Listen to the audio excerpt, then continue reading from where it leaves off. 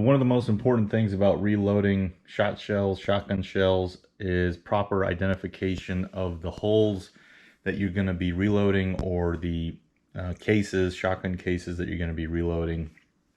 This is the Lyman Shotshell Reloading Handbook. This is the 5th edition.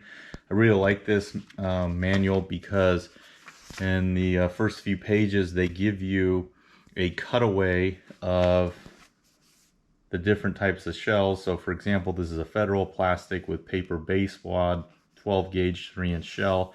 It gives you the actual size. This is 3 inches. It shows you a cutaway of what you would find if you were to cut open your hull.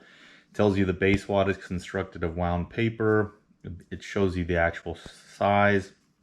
It tells you that the tube is ribbed maroon. It has high brass. And the brass, the head is a plated steel, brass plated steel, and then it tells you what kind of crimp it has. This is very, very valuable information if you're just starting out to shot shells or you don't have a ton of experience with shot shells.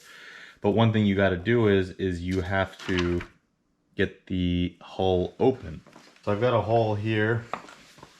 This is a Federal 3-dram, and I don't know if you can see that, but I just wanted to show you this before we got it open. So plastic tube, and then this is brass. I think this is brass plated steel. So a couple different ways you can get these open. You can take a hacksaw and cut it open from either side, which is what I think most people do. But I tried to do that, and it was a little bit tedious, and I thought, well, I might have a tool that can do that. So, Dremel tool. By the way, quick shout out. Please join and contribute to the Firearms Policy Coalition. If you are not already a member, please do so. So, what you could do here is I just get over the trash can and make sure to take the primer out. Technically you could leave it in there, but there's some bad compounds in the primer that you don't want to be breathing. Also, there's burnt powder in here, there's lead. This is probably one of the only times where I would say it's appropriate. I'm sorry to hurt your feelings, Dr. Felucci, whatever you are, to wear a mask if you really want to, but just for a few, I don't think that you have to. So I recommend wearing one glove with what you're going to hold the hull with. Since we're going to use a Dremel cutoff wheel, I highly recommend using glasses. And what I like to do is I start from the top to the side, bring it back around.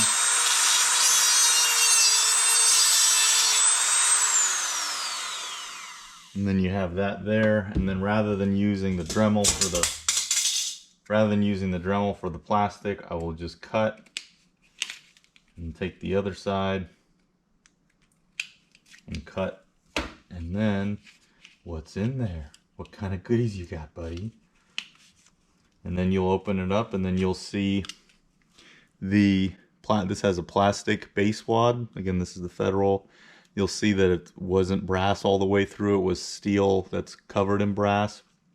And you can see if there's a taper, meaning that if this material here on the tube gets thicker as it goes into the head and the wad, and this one it does not.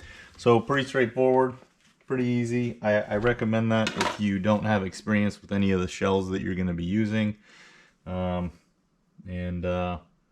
thanks everyone for watching. Please like and subscribe.